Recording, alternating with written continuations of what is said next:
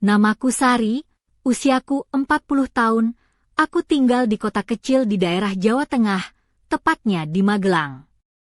Hidupku sederhana dan tenang, aku bekerja sebagai akuntan di sebuah perusahaan keluarga yang kecil. Aku menjalani hari-hari yang biasa, dengan rutinitas yang tak pernah berubah, sampai suatu kejadian di musim panas tahun lalu yang mengubah segalanya.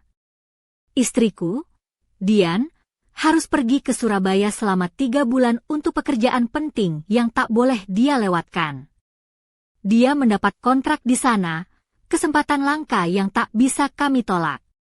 Waktu dia mengepak koper, aku lihat dia gugup, terus periksa dokumen dan tiket pesawatnya.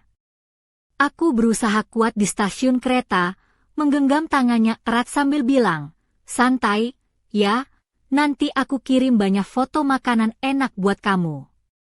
Tapi dalam hati, aku tahu tanpa dia, segalanya terasa hampa. Putriku, Putri, juga pergi ke puncak untuk ikut kemah musim panas bersama teman-temannya.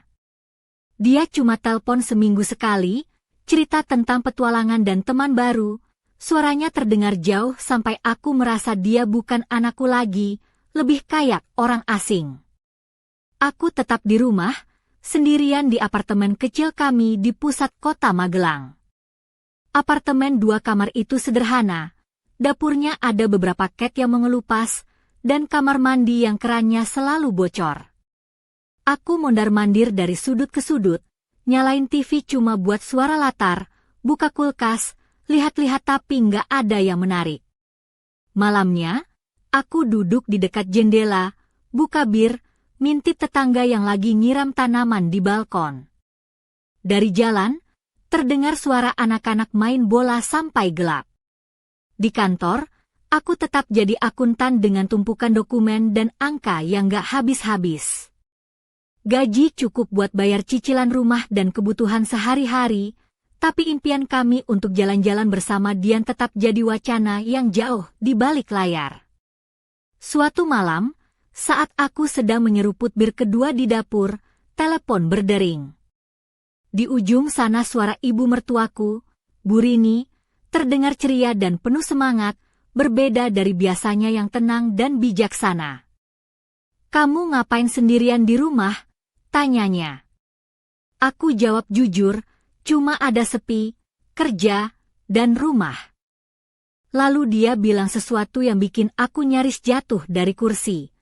Aku sudah siapkan perjalanan ke Bali. Temanku yang seharusnya ikut malah sakit, jadi kamu yang jalan bareng aku. Pensiun kecil dekat pantai, kamar buat 2 orang, tenang dan nyaman. Jangan takut, aku nggak akan gigit kok. Aku tahu ini ide gila, tapi rasa sepi di rumah lebih menyiksa daripada panas terik. Aku setuju, dan 2 hari kemudian kami berangkat. Pagi itu aku berdiri di stasiun Magelang dengan ransel kecil di punggung, campuran antara gugup dan penasaran. Bu Rini datang dengan gaun floral tipis yang pas untuk cuaca panas, kacamata hitam di hidung dan rambutnya disanggul rapi. Dia tampak segar, seperti habis jalan-jalan di taman, bukan seperti orang yang akan naik kereta jauh-jauh ke pulau lain. Dia menyambutku dengan pelukan hangat, aroma parfum favoritnya bercampur dengan wangi manis yang mengingatkanku pada musim panas di desa. "Siap untuk petualangan?" tanyanya dengan senyuman yang membuat aku merasa ada keberanian baru dalam diri. Kereta yang kami naiki tua dan penuh sesak, bau debu dan keringat, jauh dari aroma kue rumahan yang aku rindukan. Bu Rini duduk di ranjang atas di gerbong, aku di bawah. Kereta mulai berjalan pelan meninggalkan kota, pemandangan berubah dari gedung ke sawah dan hutan yang tak berujung. Kami cerita macam-macam, dari tetangga yang jemur pakaian sampai film yang baru dia tonton, sampai harga sayur di pasar Magelang. Suaranya ringan dan santai, tawa dan canda mengalir, dan aku merasakan beban di dada mulai mengendur. Malam di kereta tak nyenyak. Aku sering terbangun tiap kali kereta berhenti, suara obrolan samar dan bunyi rel yang berderak mengganggu tidurku. Burini juga tampak susah tidur, sering aku lihat pegang telepon, tersenyum sendiri dan sesekali berbisik sesuatu. Kami tiba di kota kecil dekat pantai Bali saat matahari sudah tinggi. Udara panas menyergap saat keluar dari kereta, bau laut, buah-buahan segar, dan roti panggang menguar di sekitar stasiun. Penjual makanan lokal berseru menawarkan jajanan bakpia, keripik pisang, dan manisan kacang. Anak-anak berlarian dengan ban renang berwarna-warni, sopir ojek motor sibuk mencari pelanggan. Aku melepas jaket yang kubawa dari Magelang, dan Burini tersenyum, "Selamat datang di selatan, Sari." Dia melambai pada mikrobus yang lewat. Pensiun tempat kami menginap, angin laut, berdiri di pinggir kota dekat jalan setapak tepi pantai. Bangunannya tua dengan cat putih yang mulai mengelupas, tapi di pintu masuk ada tiang-tiang klasik dan mosaik warna-warni bergambar ikan dan ombak menghiasi tembok. Di dalam terasa bau laut dan air kolam renang. Resepsionis, seorang nenek berkacamata, menyambut kami hangat dan mencari reservasi di buku tebalnya. Akhirnya kami dapat kunci kamar di lantai 3, kamar 12, dengan pemandangan laut yang luas.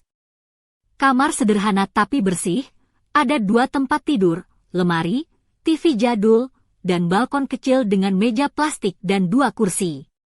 Di luar jendela terhampar lautan biru dengan kapal-kapal kecil berlayar di kejauhan.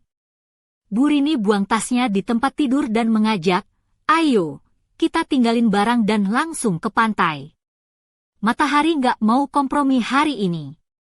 Aku tahu, ini akan jadi sesuatu yang berbeda dari apa yang aku alami selama ini, mungkin sesuatu yang akan mengubah aku selamanya.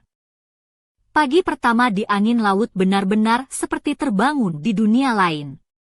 Matahari menyapa kami lembut, menyinari pipi dengan hangat.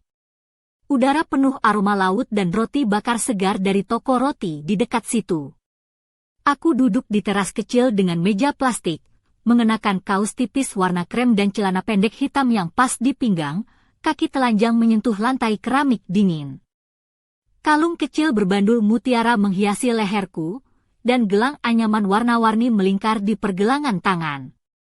Burini, dengan gaun sifon biru muda yang menari-nari di tiup angin, menyajikan sarapan sederhana, telur orak-arik dengan potongan keju, roti tawar, dan kopi susu hangat. Dia duduk berhadapan denganku, mengenakan sandal jepit coklat yang tampak sudah sering dipakai tapi tetap nyaman.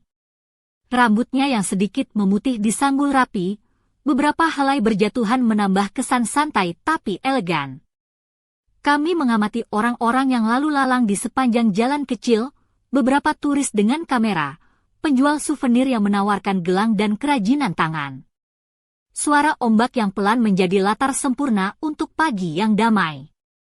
Burini tersenyum, "Ini baru hidup, Sari. Bukan hanya angka dan laporan yang kamu hadapi di kantor." Aku tertawa kecil, "Iya ya, di kantor aku cuma berhadapan dengan angka yang lebih kaku dari bosku." Dia tertawa juga, suara yang hangat dan penuh semangat. Setelah sarapan, kami menuju pantai. Aku mengganti pakaian dengan tank top putih dan rok mini berbahan katun tipis, rambutku dibiarkan tergerai, sedikit basah dari semprotan air laut dan angin pantai. Burini memakai baju renang biru tua yang simpel, ditutupi dengan kemeja katun putih lusuh tapi bersih, dan topi jerami lebar yang memberi bayangan di wajahnya. Kami berjalan menyusuri pasir putih yang halus, kaki kami tenggelam pelan-pelan. Burini membawa sebuah buku novel ringan, sementara aku memilih berbaring di bawah payung pantai, menikmati suara deburan ombak dan hangatnya matahari. Sesekali kami menyelam ke air, berenang dekat bibir pantai, gelombang kecil menyapu tubuh kami dengan lembut. Kami bercakap-cakap tentang hal-hal ringan, perubahan kota Magelang, pedagang baru di pasar, bahkan tentang kucing tetangga yang selalu mencuri lauk. Aku bisa melihat bagaimana Burini melepaskan beban yang biasanya dia pikul di rumah, suaranya lebih riang dan matanya bersinar. Siang itu, kami makan di sebuah warung kecil di pinggir pantai. Aku mengenakan kaos lengan pendek berwarna korel dan celana pendek denim, sedangkan Bu Rini tetap santai dengan dress maxi berwarna krem yang tergerai bebas. Kami menikmati ikan bakar dengan sambal matah dan lalapan segar, ditemani es kelapa muda yang manis dan menyegarkan. Saat kami duduk, Bu Rini menatapku dengan serius tapi lembut, "Sari, aku senang kamu mau ikut. Kadang hidup memang perlu diacak-acak sedikit supaya kita sadar apa yang sebenarnya penting." Aku mengangguk, aku tahu, tapi jujur saja, kadang aku takut kalau semuanya berubah terlalu cepat. Dia tersenyum, "Kalau takut, ya berarti kamu hidup, bukan robot." Malam harinya, kami berjalan di sepanjang jalan tepi pantai yang diterangi lampu-lampu kecil berwarna-warni. Bu Rini mengenakan cardigan tipis warna pastel yang membalut tubuh rampingnya, dan aku memakai blus sutra merah marun yang jatuh lembut di bahu, dipadukan dengan celana panjang hitam yang membungkus kaki jenjangku. Sepatu wet guess coklat menghiasi kakiku, memberikan sedikit sentuhan glamor tanpa meninggalkan kesan santai. Udara malam membawa aroma garam dan bunga frangipani yang semerbak. Kami berhenti untuk menatap langit yang bertabur bintang, dan aku merasakan kehangatan yang aneh mengalir di antara kami. Waktu itu, aku menyadari bahwa perjalanan ini bukan cuma soal melarikan diri dari kesepian, tapi tentang menemukan sesuatu yang selama ini tersembunyi dalam diri. Pernah nggak sih, kamu merasa hidup ini kayak sandiwara yang kita mainkan tanpa naskah? Aku bertanya sambil memandang jauh ke laut. Bu Rini tersenyum tipis, "Kadang, Sari. Tapi sandiwara terbaik adalah yang kita tulis sendiri." Aku tertawa, "Kalau gitu, aku mau jadi sutradara hidupku sekarang." Dia menepuk bahuku, "Bagus. Mulai sekarang, kamu yang tentuin ceritanya." Di balik senyum dan candaan itu, ada getaran halus yang membuat malam itu terasa berbeda. Sesuatu yang belum bisa aku jelaskan, tapi sudah mulai tumbuh perlahan di dalam hati. Apa sebenarnya yang menanti kami di hari-hari berikutnya? Dan mengapa aku merasa perjalanan ini baru saja dimulai, bukan berakhir? Matahari sore menyapu hangat di sepanjang jalan setapak menuju pantai. Aku mengenakan gaun pantai warna peach yang ringan, melayang-layang tertiup angin, dengan tali tipis yang memperlihatkan bahu halus dan lekuk leherku. Sandal jepit berwarna coklat melengkapi penampilanku yang sederhana tapi tetap memikat. Rambutku yang panjang dikuncir longgar, beberapa helai menutupi wajah ketika angin bermain-main. Bu Rini memilih blus lengan panjang berwarna krem dan celana panjang katun, dengan topi anyaman yang menambah kesan santainya. Kami berjalan pelan menyusuri bibir pantai, pasir hangat menyentuh telapak kaki yang telanjang. Ombak berirama lembut membelai kaki kami, seolah mengajak menari. Bu Rini bercerita tentang masa mudanya, tentang suaminya yang dulu seorang tentara pemberani bernama Pak Agus. Wajahnya berubah serius, tapi tetap ada kilau sayang di matanya. "Pak Agus itu keras, tapi dia punya hati yang lembut," katanya pelan.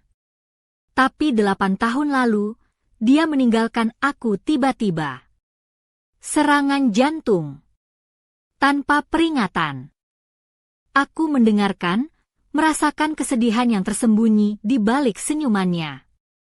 "Aku nggak tahu gimana dia sanggup terus melangkah setelah kehilangan sebesar itu," kataku lirih. "Musik dan tarian yang menyelamatkanku," jawabnya.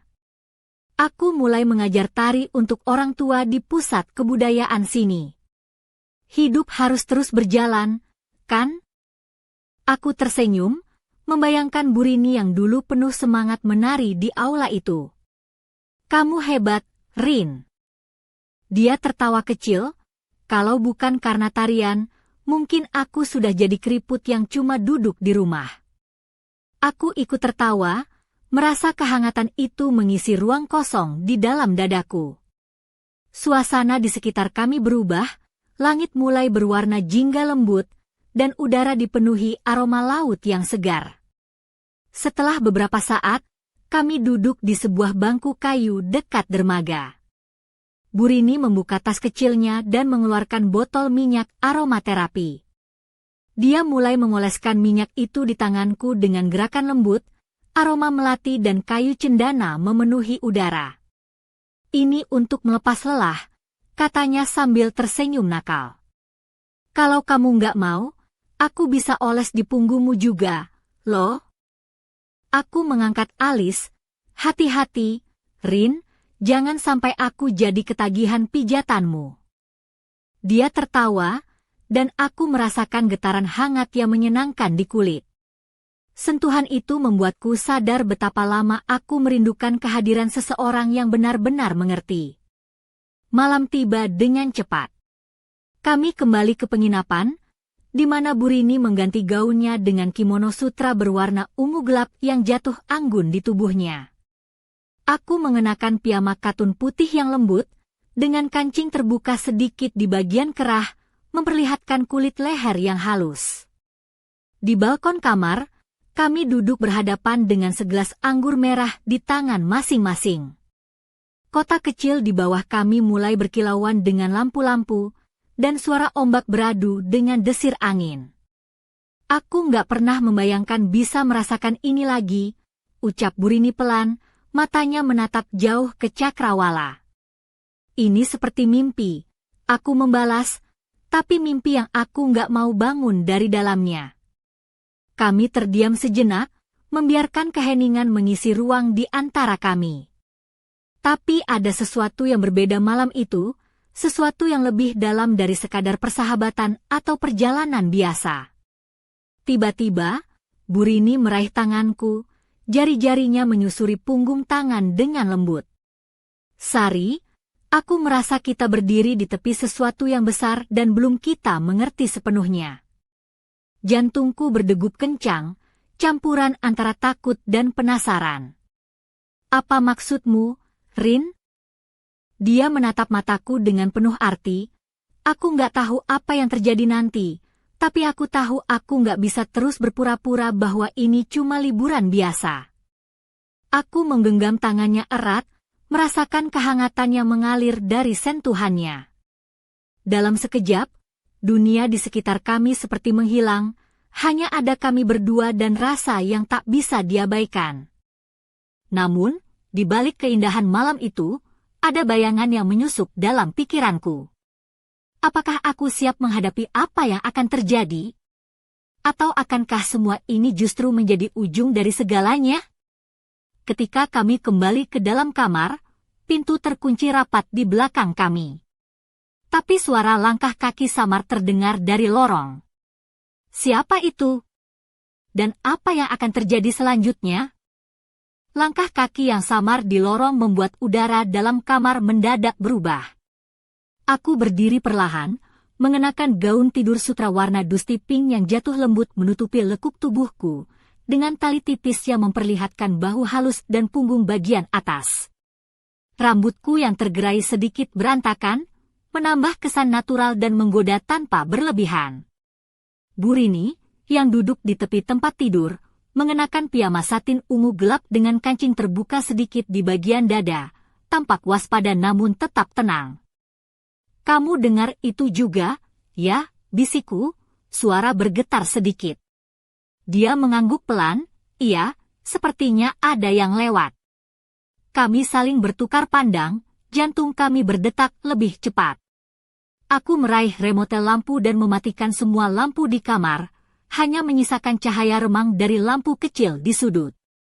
Suasana menjadi lebih gelap, tapi aku merasa ini memberi kami perlindungan tak terlihat.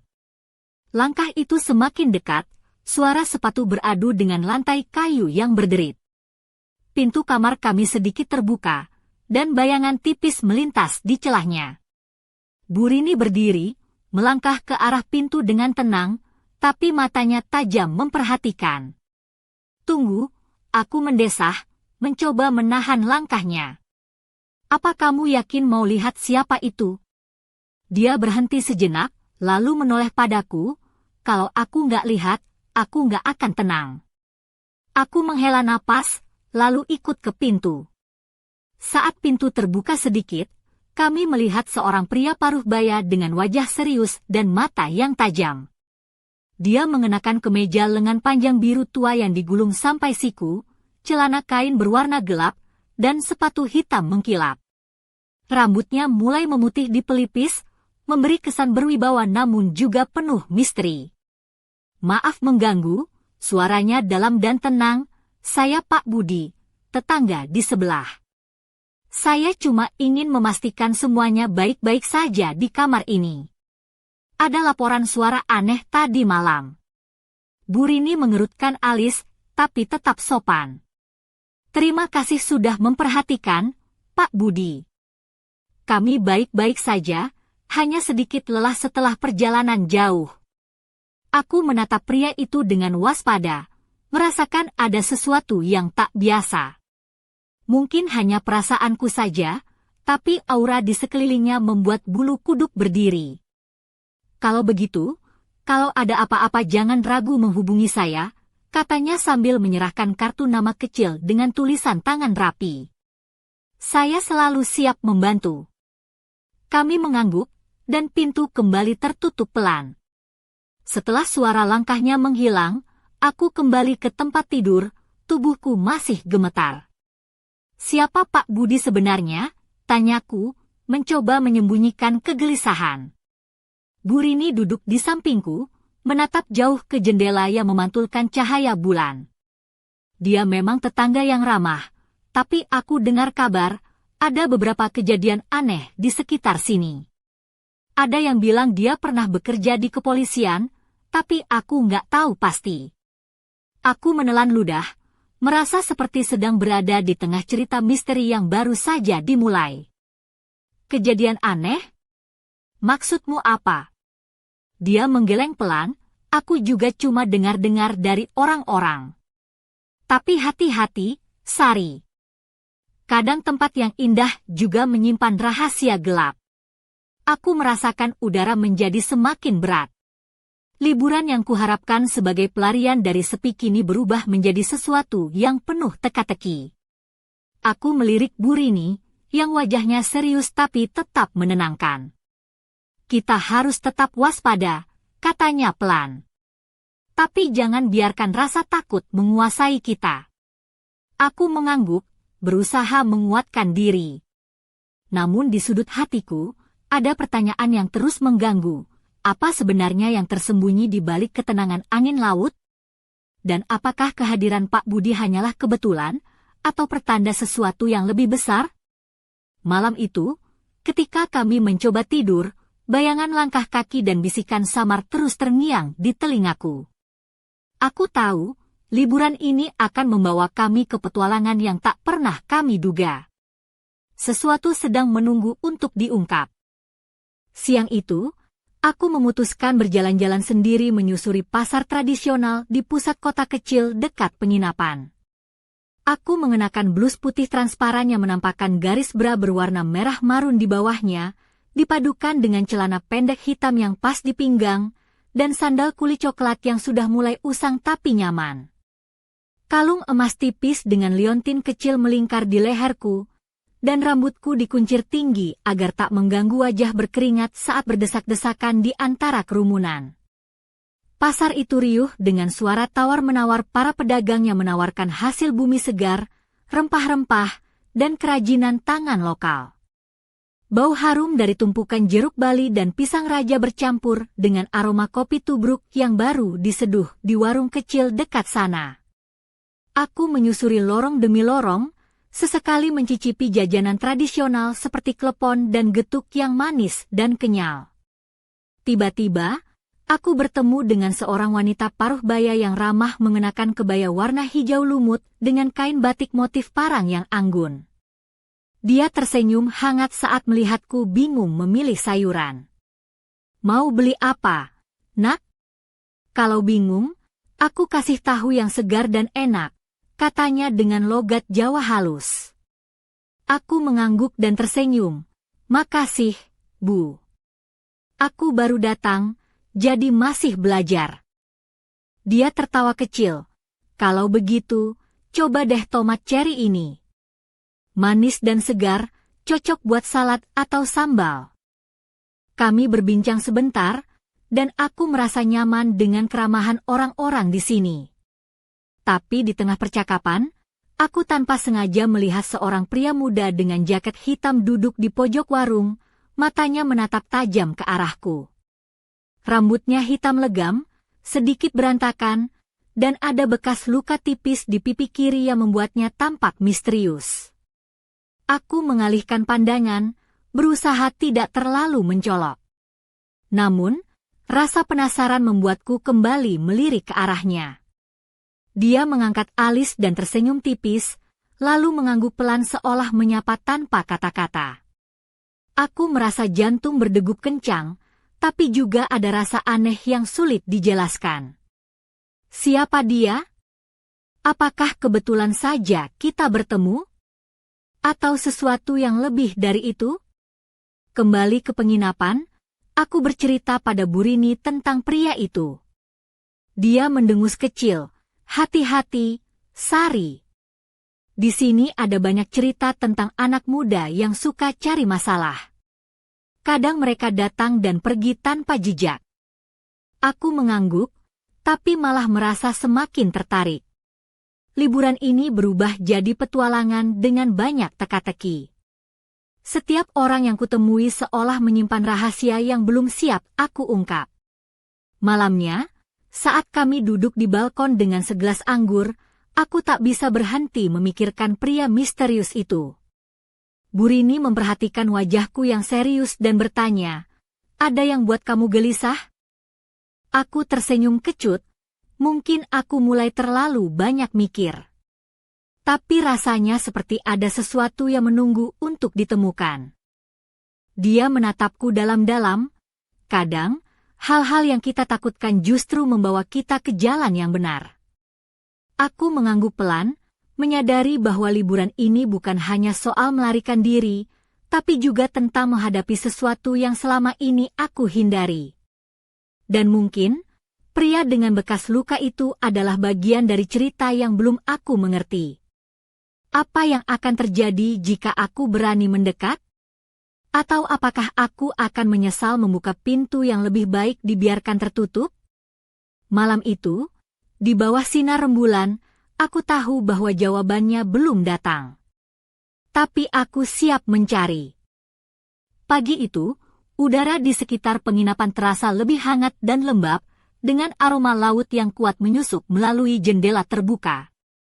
Aku mengenakan kemeja oversize berwarna putih yang terbuat dari bahan katun tipis, dengan satu kancing terbuka hingga memperlihatkan bahu halus dan kalung emas kecil yang melingkar di leherku. Celana pendek hitam yang pas di pinggang dan sandal jepit coklat melengkapi penampilanku yang santai namun tetap menarik. Rambutku kusanggul longgar, beberapa helai terjatuh menutupi pipi yang mulai memerah karena sinar matahari pagi. Aku duduk di balkon kamar, menyeruput kopi hitam panas dari cangkir porselen bertuliskan motif batik. Suara ombak bergulung di kejauhan dan burung camar yang terbang melintas menciptakan harmoni alam yang menenangkan. Di seberang jalan, beberapa penduduk lokal mulai membuka warung dan menyiapkan dagangan mereka. Hari ini, aku memutuskan untuk berjalan ke pasar ikan yang berada tak jauh dari penginapan. Aku ingin merasakan suasana pagi di tempat itu, sekaligus mencari bahan segar untuk memasak di kamar. Saat berjalan, angin pantai menyapu wajahku dengan lembut, membuat tubuhku terasa segar dan semangatku bangkit. Sesampainya di pasar ikan, aku disambut oleh riuh rendah suara para nelayan yang menawarkan hasil tangkapan mereka. Bau amis laut yang tajam menyergap hidung, bercampur dengan aroma rempah-rempah dari warung-warung kecil. Aku memakai topi jerami lebar yang sedikit menutupi wajah agar tak terlalu mencolok. Tiba-tiba, aku melihat sosok pria muda dengan jaket hitam yang kemarin aku lihat di warung. Dia sedang berdebat dengan salah satu pedagang ikan, suaranya sedikit meninggi namun tetap tenang. Aku memperhatikan dari kejauhan, merasa ada magnet aneh yang membuatku ingin mendekat. Saat dia menoleh dan mata kami bertemu, dia mengedipkan mata dengan senyum tipis yang membuat dada berdebar. Aku tersenyum gugup dan melambaikan tangan kecil. Dia membalas dengan mengangguk, lalu melangkah mendekat.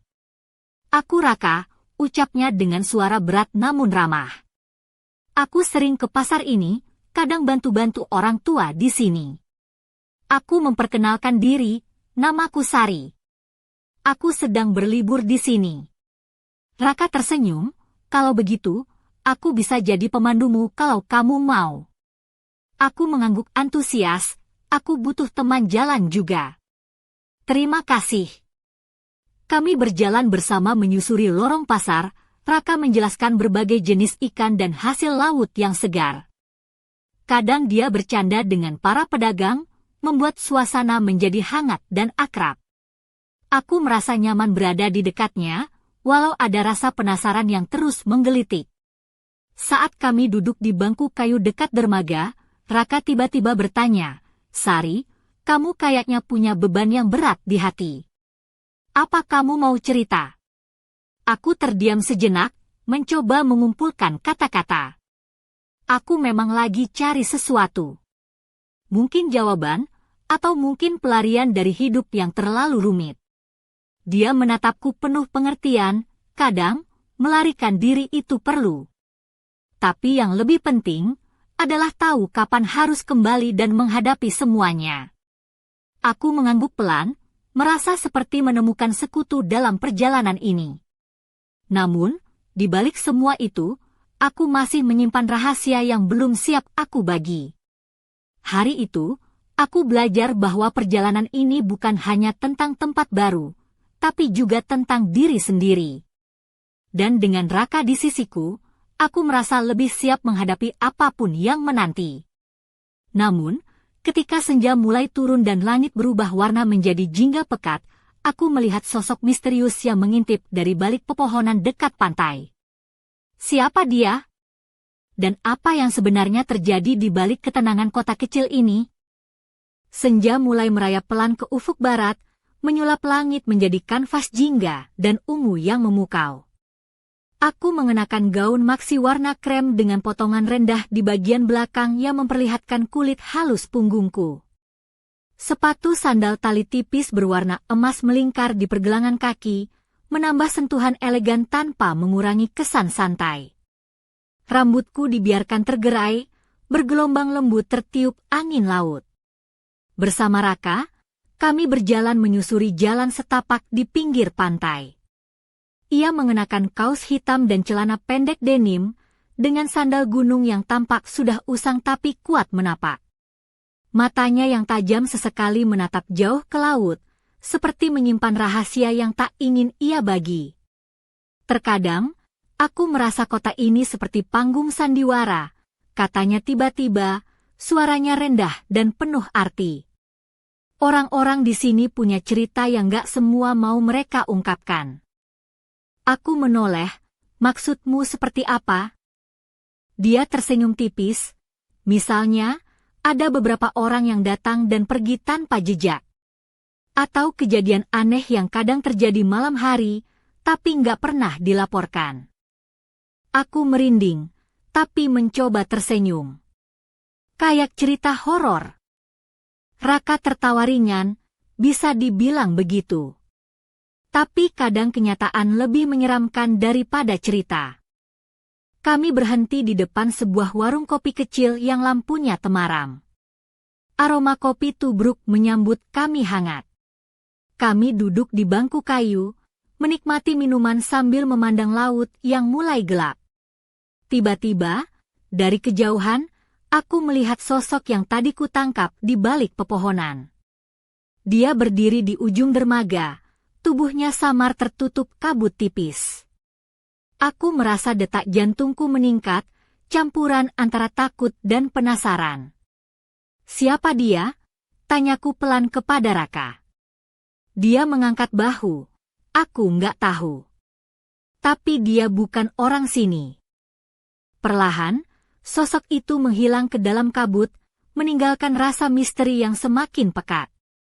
Aku merasakan hawa dingin yang menusuk, meski udara malam tetap hangat.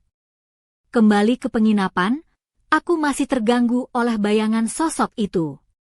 Burini menunggu di teras dengan secangkir teh hangat, mengenakan blus sutra warna lavender yang lembut dan celana panjang putih. Wajahnya berseri tapi ada kekhawatiran yang tersembunyi di matanya. Kamu kelihatan lelah, Sari. Ada yang mengganggu, tanyanya lembut. Aku menghela napas, ada sosok misterius di dermaga. Aku nggak tahu siapa dia. Burini mengangguk pelan. Aku sudah lama merasakan ada yang tak beres di sekitar sini. Tapi kita harus hati-hati, jangan sampai rasa ingin tahu membawa kita ke bahaya. Aku menatapnya, apa yang sebenarnya terjadi di tempat ini, Rin? Dia diam sejenak, lalu berkata, ada cerita lama tentang harta karun dan pengkhianatan. Tapi itu cuma dongeng, atau mungkin bukan. Malam itu, aku terjaga lama, memikirkan semua yang kulihat dan dengar. Raka, Burini, sosok misterius, dan rahasia yang tersembunyi di balik keindahan pantai ini. Aku tahu, perjalanan ini belum selesai. Bahkan, mungkin baru saja dimulai. Apa yang akan terjadi jika aku terus menggali? Apakah aku siap menghadapi kebenaran yang mungkin mengubah segalaku? Dan siapa sebenarnya sosok yang mengintip dari balik kabut itu? Malam itu, aku duduk di balkon kamar dengan gaun satin hitam yang membalut tubuhku dengan lembut, belahan lehernya rendah memperlihatkan kulit halus di dada bagian atas. Sepasang anting mutiara bergoyang perlahan mengikuti gerakan rambutku yang kusisir rapi ke satu sisi. Kaki telanjang menyentuh lantai dingin, dan tanganku menggenggam gelas anggur merah yang mulai menghangat. Udara malam dipenuhi suara deburan ombak dan desir angin yang membawa aroma garam serta bunga melati dari taman sebelah. Di kejauhan, lampu-lampu kecil dari penginapan tetangga berkelap-kelip seperti bintang jatuh. Tiba-tiba, ponselku bergetar, layar menyala menunjukkan pesan singkat dari nomor tak dikenal, jangan terlalu dalam menggali, Sari. Ada hal yang lebih baik tetap tersembunyi. Jantungku serasa berhenti sekejap. Aku memandang pesan itu dengan mata membelalak, lalu membalas dengan jari gemetar, siapa kamu? Apa yang kamu maksud? Tak ada balasan lagi. Hanya rasa dingin yang menyebar di seluruh tubuh, seperti air es yang mengalir di balik kulit. Aku menatap ke arah jendela, bayangan gelap tampak bergerak di luar. Aku berdiri dan melangkah pelan ke pintu, membuka tirai sedikit, tapi yang kulihat hanya gelap pekat dan siluet pepohonan bergoyang tertiup angin. Suara langkah kaki lembut terdengar dari lorong. Aku berbalik, dan di ambang pintu berdiri Burini, mengenakan jubah ringan berwarna krem yang menutupi tubuh rampingnya, dengan rambut yang disanggul longgar memperlihatkan leher anggunnya. Kamu harus hati-hati, Sari, suaranya pelan tapi tegas. Ada kekuatan di balik kedamaian ini yang tidak bisa dianggap remeh. Aku menarik napas dalam-dalam, mencoba mengumpulkan keberanian. Apa maksudmu, Rin? Apa yang sedang terjadi sebenarnya? Dia mendekat, wajahnya serius namun lembut. Aku pernah melalui hal yang sama. Ada rahasia yang tersembunyi di balik laut dan pasir ini. Rahasia yang bisa mengubah hidup kita selamanya. Aku merasa getaran aneh dalam dada, campuran antara takut dan penasaran yang membakar. Bagaimana aku bisa tahu siapa yang bisa dipercaya? Burini tersenyum samar, percayalah pada nalurimu, dan jangan biarkan rasa takut menghalangimu mencari kebenaran. Kami duduk bersama di balkon, menikmati keheningan malam yang penuh misteri. Namun, di balik ketenangan itu, aku tahu petualangan kami baru saja memasuki babak yang lebih gelap dan berbahaya. Apa yang akan aku temukan jika aku terus maju? Dan apakah aku siap menghadapi konsekuensi dari kebenaran yang tersembunyi di balik senyum ramah dan bisikan angin malam? Matahari pagi menyelinap lewat jendela kamar, menyinari wajahku yang masih lelah. Aku mengenakan kaos putih yang agak longgar dengan celana pendek denim, rambutku masih basah dan kusut karena baru mandi. Di leherku tergantung kalung kecil berbentuk bulan sabit yang selalu kubawa sejak kecil. Aku duduk di tepi tempat tidur sambil menatap layar ponsel yang masih gelap dari pesan misterius semalam. Suara ketukan pelan terdengar dari pintu. Aku bangkit dan membuka pintu, melihat Burini berdiri dengan ekspresi serius. Dia mengenakan blus hijau muda dan rok batik panjang yang anggun, dengan rambut yang disanggul rapi. "Sari, kita harus bicara," katanya dengan suara pelan tapi tegas. Kami duduk di ruang tamu penginapan. Burini mulai bercerita tentang masa lalunya, bagaimana dia pernah terlibat dalam sebuah kejadian misterius yang melibatkan keluarganya dan rahasia tersembunyi di kota kecil ini. "Ada sesuatu yang harus kamu tahu," katanya sambil menatap mataku. "Kota ini menyimpan sebuah warisan yang berbahaya, dan tidak semua orang ingin itu terungkap." Aku mendengarkan dengan seksama, merasakan ketegangan yang meningkat dalam setiap kata yang dia ucapkan. "Apakah itu ada kaitannya dengan sosok yang aku lihat di dermaga kemarin?" tanyaku. Dia mengangguk pelan, "Ya. Dia adalah bagian dari masa lalu yang belum selesai, dan dia kembali untuk mencari sesuatu yang hilang." Tiba-tiba, ponselku bergetar lagi. Pesan baru muncul, "Jangan percaya siapapun kecuali aku. Jika kamu ingin selamat, tinggalkan tempat ini sekarang." Jantungku berdegup cepat. Aku menatap Burini, yang kini tampak lebih waspada. "Siapa? Aku? Itu?" tanyaku.